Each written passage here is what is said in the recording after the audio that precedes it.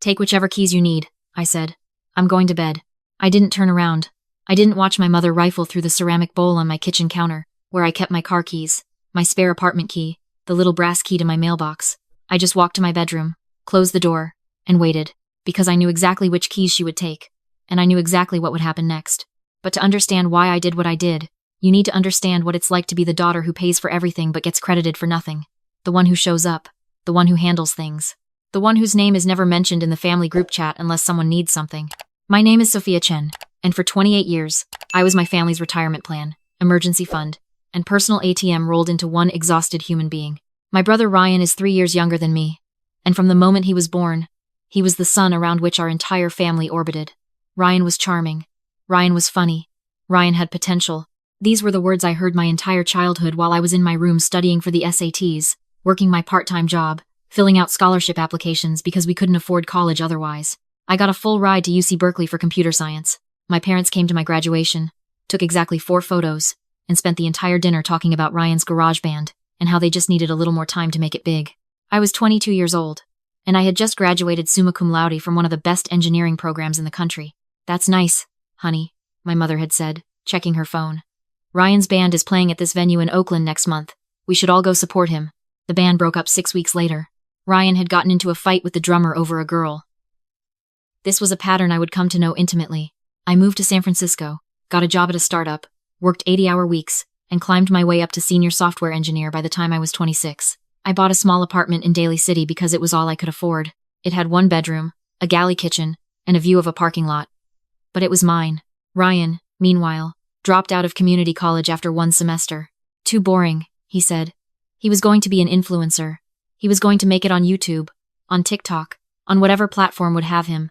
He just needed the right equipment, the right camera, the right lighting, the right opportunity. My mother called me every time. Sophia, Ryan just needs a little help getting started. You know how hard it is for young people these days. Could you maybe lend him? I lent him $3,000 for camera equipment. He used it for 2 months, then sold it all to pay for a trip to Vegas with his friends. I paid for my mother's new HVAC system when hers broke in the middle of summer, $6,200. She called Ryan first to tell him the good news that she could finally sleep without sweating through her sheets. She texted me a thanks with a thumbs up emoji.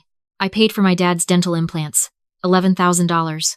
I got a thank you card that my mother had clearly picked out and signed both their names to. When my car got broken into and my laptop stolen, I called my mom crying, and she said, "Oh, that's terrible, honey. Hey, while I have you, Ryan's girlfriend broke up with him, and he's really struggling. Do you think you could take him out to dinner or something? Just to cheer him up?" I took him to a nice restaurant. He ordered 3 appetizers, the most expensive steak on the menu, and 2 desserts. He talked about himself for 90 minutes straight. He asked me one question the entire night. "Can you cover this? I'm between opportunities right now." The bill was $187. I was the workhorse. Ryan was the show pony. I accepted this for a long time because I thought that's what family meant. You show up, you help, you don't keep score. But the problem is, they were keeping score. And in their version of the math, everything I did was my obligation, and everything Ryan failed to do was somehow my fault for not helping him enough. 3 months ago, I got promoted to lead engineer. $190,000 a year, plus stock options, plus a signing bonus. It was the kind of money I couldn't even imagine when I was 18, and filling out FAFSA forms at midnight in my childhood bedroom. I celebrated by doing something I'd wanted to do since I was 16 years old and saw my first Tesla on the road. I custom ordered a Model X, midnight silver metallic, cream interior, every upgrade available. With tax and fees, it came to $112,000. I could afford it, barely, but I could. And for the first time in my life, I spent money on something that was purely for me, not an investment, not practical, just something that made me happy. The car arrived on a Tuesday. I picked it up from the Tesla delivery center in Fremont, and I actually cried when they handed me the key fob. The salesperson probably thought I was insane, but I didn't care. This was mine. I had earned this. I drove it home, parked it in my assigned spot in the apartment garage, and just sat in it for 20 minutes with the doors closed, breathing in that new car smell and feeling something I hadn't felt in years, pride. I texted my mom a picture, finally picked up my new car. She responded 4 hours later. "That's nice. Is that the electric one?" I called her, excited, wanting to share this with someone. She answered on the 4th ring. "Hey, honey, I can't really talk right now. Ryan and I are looking at apartments for him. He's finally ready to move out and get his own place." Ryan was 25 years old and had been living with our parents rent-free since he dropped out of college. Oh, I said. That's good. Yeah. We found this great place in Walnut Creek. It's a little pricey, but you know how it is. He needs to be in a good area for networking, for meeting people who can help with his content creation business. How much is it? $2,200 a month, but that includes parking and… Mom, does Ryan have $2,200 a month? There was a pause. The kind of pause that I had learned to recognize over the years. The pause that meant she was about to ask me for money. Well, he's going to. He has some sponsorship deals in the works. And once those come through… Mom, no.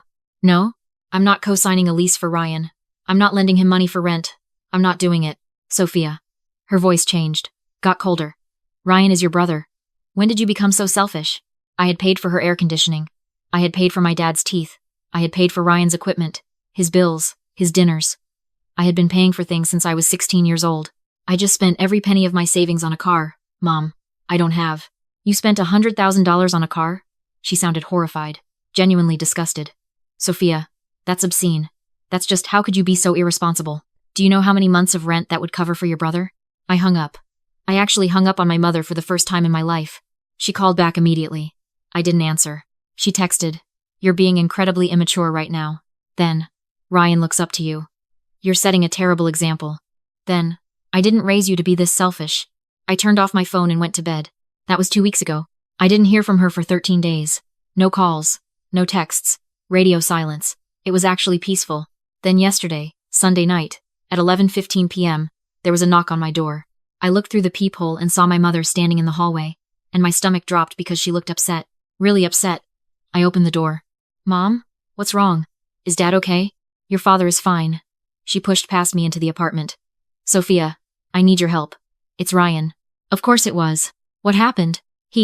She pressed her hand to her forehead like she had a migraine. "He got into a situation with this woman he's been seeing. She's older. She's been helping him with his career, but tonight, they got into a huge fight, and he's stranded at her place in San Jose, and he's been drinking, and I need to go get him. But my car is in the shop, and your father is out of town at that conference." "Mom, slow down. Ryan's in San Jose?" "Yes. And Sophia, he's really upset. He called me crying. I need to go get him right now." I looked at the clock on my microwave. 11:18 p.m.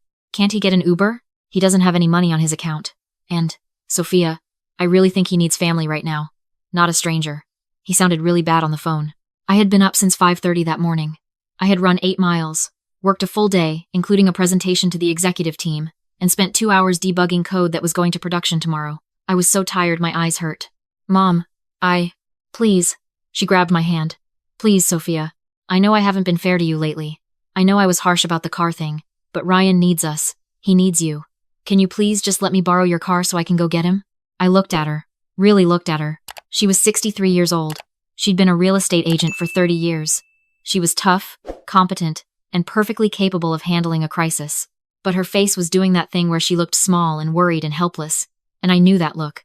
That was the look that had gotten me to open my wallet 1,000 times before. "You want to borrow my car? Just for a few hours. I'll be so careful with it. I promise. I just need to go get your brother." I thought about my brand new Tesla. 2 weeks old. 647 miles on the odometer. I had wiped down the interior with a microfiber cloth just that morning. And then I thought about something else.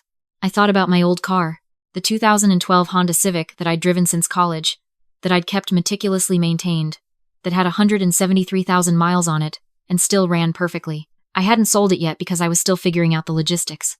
It was parked in the guest spot right next to my assigned spot in the garage. Both cars were in my garage. Both sets of keys were in the ceramic bowl on my kitchen counter. The Tesla key fob, and the Honda key on its little blue keychain. My mother didn't know I still had the Honda. I hadn't mentioned it. Why would I? It wasn't relevant to anything. She thought I only had one car. The Tesla. I looked at the clock again. 11:20. And I made a decision that I had been building toward for 28 years. "Okay," I said. "Take whichever keys you need. I'm going to bed." I walked to my bedroom and closed the door. I heard her moving around in the kitchen. The clink of keys, the jingle of metal, then footsteps and the sound of my front door opening and closing. I lay down on my bed fully clothed and stared at the ceiling. I had put the Tesla key fob exactly where the Honda key usually sat in the bowl. And I had put the Honda key in the back corner, half hidden under some receipts. My mother would grab the first key she saw, the one in the usual spot, the one she assumed was the old Honda. She would walk down to the garage. She would see 2 cars, the expensive, gleaming Tesla in my assigned spot, the old, beat-up Honda in the guest spot. And because she thought she had the Honda key, she wouldn't even try the Tesla. She would get in the Honda, turn the key, and drive away. Except I had switched them. I waited. At 11:43, my phone rang. It was charging on my nightstand. I had turned it back on after my mother left. I looked at the screen. It was her. I didn't answer. It rang again. And again. 6 times in a row. Then the text started. Sophia, answer your phone. Where are you? Call me right now. I turned the phone to silent and put it face down on the nightstand. At 12:15, someone started pounding on my front door. Hard. Aggressive. I stayed in bed. Sophia, open this door right now. It was Ryan. He sounded drunk and furious. I know you're in there. What the hell is wrong with you? More pounding. You let Mom take the wrong car. She could have been killed.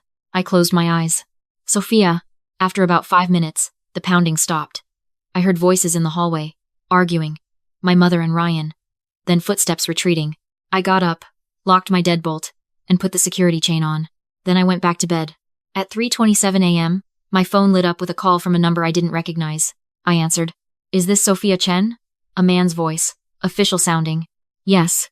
This is Officer Martinez with the San Jose Police Department. I'm calling about an incident involving a vehicle registered to your name. A 2024 Tesla Model X. My heart was racing, but I kept my voice calm. What kind of incident? The vehicle was involved in a single-car collision on Highway 87 approximately 40 minutes ago. The driver lost control and struck a concrete barrier. The vehicle is totaled. We need you to come down to... I'm sorry, what? My car? Are you sure? Yes, ma'am. License plate 8, FQR729. Registered to Sophia Chen at... Officer. I didn't give anyone permission to drive my car. There was a pause. Ma'am. The driver claims you lent her the vehicle. Alinda Chen. She says she's your mother. My mother has her own car. It's in the shop. I offered to let her borrow my old Honda, not my Tesla. Where is she now? Is she hurt? She's being treated for minor injuries at Regional Medical Center. She'll be okay. But ma'am, I need to clarify something. You're saying you didn't give her permission to take the Tesla specifically? No. I told her she could take whichever keys she needed. Both sets were on my counter. If she took the Tesla, that was her choice. I had no idea she would do that. This was technically true. All of it. I see. And you have another vehicle? Yes. A 2012 Honda Civic. It should still be parked in my building's garage. Can you verify that for me? I got out of bed, threw on a jacket, and went down to the garage. The Honda was still there, exactly where I'd left it. Yes, officer. It's here. All right. We're going to need you to come down and file a report. There are some questions about how this happened. I drove to the police station in my Honda. The sun was coming up. Morning commuters were starting to fill the highway. Everything looked normal, like the world hadn't just tilted on its axis. My mother was already there, sitting in a plastic chair in the lobby, with a bandage on her forehead and an ice pack pressed to her shoulder. Ryan was next to her, looking hungover and furious. When she saw me, she stood up so fast the ice pack fell to the floor. How could you? Her voice was shaking. How could you do this to me? Do what? You switched the keys. You knew I would take the wrong car. The Officer Martinez, from the phone, appeared in the doorway. Miss Chen? If you could come with me, please. I followed him to a small office. He gestured for me to sit. Your mother is claiming that you deliberately misled her about which vehicle she was taking. Is that true? No. I told her she could take whichever keys she needed. I have 2 cars, and both sets of keys were available. I didn't specify which car because I didn't think it mattered. She's driven my Honda before. She's never driven my Tesla. I assumed she would take the Honda key, but you knew she thought she was taking the Honda. I didn't know what she thought. She didn't ask. She just took a key and left. He wrote something down. Miss Chen, I'm going to be frank with you. Your mother is very upset. She's saying that this was some kind of setup, that you intentionally put the Tesla key where the Honda key usually is. Where did she get that idea? Did you? I met his eyes. Officer, my mother came to my apartment at 11 p.m. asking to borrow a car. I was exhausted. I told her to take what she needed. Both sets of keys were in the same bowl they're always in. If she grabbed the wrong one, that's not my fault. She says you told her to take whichever keys you need in a way that sounded suspicious. I don't know what to tell you. That's what I said. He studied me for a long moment. The vehicle was totaled. Estimated damages over $100,000. Your insurance is going to want to know who was driving and whether they had permission. She had permission to borrow a car. Not that specific car. That's a gray area. Then I guess my insurance company and I will have to figure it out. He sighed. All right. I'll need you to file a formal report. And Miss Chen? This sounds like a family issue that got way out of hand. You might want to think about whether filing charges is really... Charges? Your mother drove your vehicle without explicit permission and totaled it. That's unauthorized use at minimum. Could be considered theft. depending on how the DA's office interprets it. I hadn't even thought about that. I need to make a phone call, I said. I called my insurance company from the parking lot. It was 6:45 a.m. I got through to a claims adjuster and explained the situation. Vehicle totaled. Driver was my mother. I had given her permission to borrow a car, but she took the wrong one. The adjuster asked a lot of questions. Who was driving? Whether I had given explicit permission for that specific vehicle. Whether the driver was listed on my policy. No, I said. She's not listed. I didn't know she was going to take the Tesla. I have a second car that I assumed she would borrow. Did you tell her which car to take?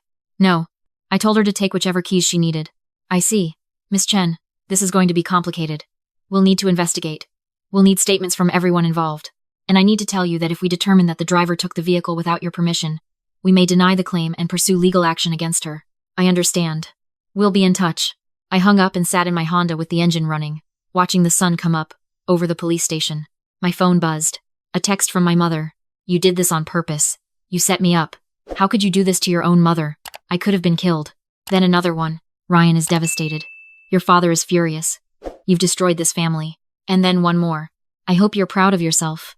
I didn't respond. 3 days later, the insurance investigation was in full swing. They had pulled the dashcam footage from the Tesla. I had installed a high-end dashcam system when I bought the car because I'm careful like that. The footage showed everything. My mother and Ryan getting into the car in my apartment garage. Ryan in the passenger seat, clearly drunk, slurring his words. My mother turning on the car and pausing. This is the Tesla, she said on the recording. Her voice crystal clear. So? Ryan's response. Who cares? She can afford it. Probably wants you to crash it so she can get a new one with the insurance money. You know how she is. My mother hesitated for just a moment. Then, you're right. She probably won't even notice a few extra miles. They drove out of the garage. The timestamp showed 11:33 p.m. The crash happened at 2:52 a.m. Highway 87. Exactly where the police report said. She was going 87 miles per hour, in a 65 zone. She overcorrected when she started to drift out of her lane, panicked, and slammed into a concrete divider. The airbags deployed. The car was destroyed. The front end crumpled like a soda can. $112,000 of vehicle reduced to scrap metal in less than a second. And she knew. The whole time, she knew she was taking the Tesla. The insurance adjuster called me on Friday. Miss Chen, we've reviewed the dashcam footage and the police report. We're denying your claim. My stomach dropped. What?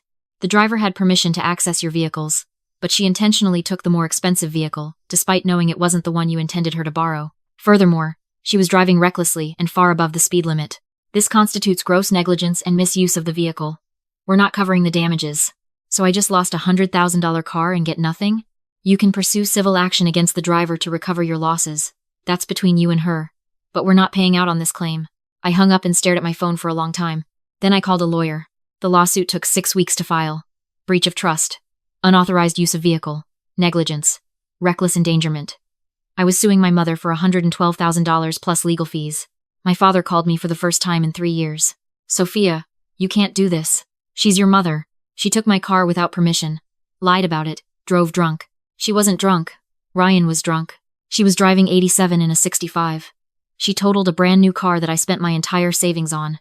And Dad, the dashcam footage shows she knew exactly what she was doing. She chose to take the Tesla instead of the Honda. She made a mistake. A mistake that cost me everything I've been saving for years. Sophia, please. Don't do this. We'll figure something out. We'll pay you back. With what money? Your retirement? The house? Silence. The house, I said slowly. Dad, who owns the house? More silence. And then I knew. I drove to my parents' house that afternoon. I let myself in with the key I've had since I was 16. My mother was in the living room. She looked up when I walked in, and her face hardened. Get out. Dad called me. We had an interesting conversation. I don't care. He accidentally let slip something interesting. About the house. She stood up. Sophia, I bought this house. Didn't I? She didn't answer. 7 years ago. You were going to lose it. The market crashed. You were underwater on the mortgage, and the bank was threatening foreclosure. And I gave you $80,000 for a down payment on a refinance. You told me it was a loan. You said you'd pay me back. We couldn't. You never even tried. And then you put the house in your name. Just your name. Not even Dad's. You told me it was for tax purposes. Sophia, that was a long time ago. I have the bank transfer records. I have the emails. I have every single text message where you promised to pay me back. And I just realized something. If I can prove I have a financial stake in this house, I can put a lien on it. Her face went white. You wouldn't. You destroyed my car. You lied to the police, to the insurance company, to me. You knew exactly what you were doing when you took that Tesla. And you know what the worst part is? You still haven't apologized. Not once. You still think you're the victim here. I am your mother. You're a woman who took advantage of her daughter for 28 years and finally got caught. I walked out. The lien went through, 2 weeks later. My lawyer was very good. $80,000 plus 7 years of interest at a reasonable rate came to just under $109,000. Almost exactly the cost of my Tesla. My parents had 3 options. Pay me the full amount, sell the house and split the proceeds, or refinance and buy me out. They couldn't do any of those things. My mother's real estate business had dried up during COVID and never recovered. My father's conference was actually a job interview because he'd been laid off 6 months ago and hadn't told anyone. Ryan was still living with them, still unemployed, still waiting for his big break. The house went up for sale. My mother called me sobbing. I didn't answer. Ryan called me and screamed at me for 8 minutes straight before I hung up. My father sent me an email with the subject line, "I hope you can live with yourself." I could. The house sold in 3 weeks. It was a nice house in a good neighborhood. They cleared enough after the mortgage and the lien to put a down payment on a small condo in Antioch. 45-minute commute to anywhere that mattered. 2 bedrooms. No garage. Ryan had to get a job. A real job. I heard through a mutual acquaintance that he was working at a Target, stocking shelves, night shift. I bought another Tesla. This one I paid cash for. No financing, no worries. Just walked into the showroom and handed them a check. 3 months after everything settled, my mother sent me a letter. Actual paper. Actual stamp. I almost threw it away without opening it. But I did open it. It was short. "Sophia, I don't expect you to forgive me. I just want you to understand that everything I did because I thought I was helping your brother. He needed us. He needed support. You were always so strong. So capable. You didn't need us the way he did. I'm sorry I took that too far. I'm sorry I lost sight of you in the process. You were right. About all of it. I should have said this years ago. I'm proud of you. Even if I never showed it. Even if I never said it. You did everything right, and I punished you for it. I'm sorry. Mom, I read it 3 times.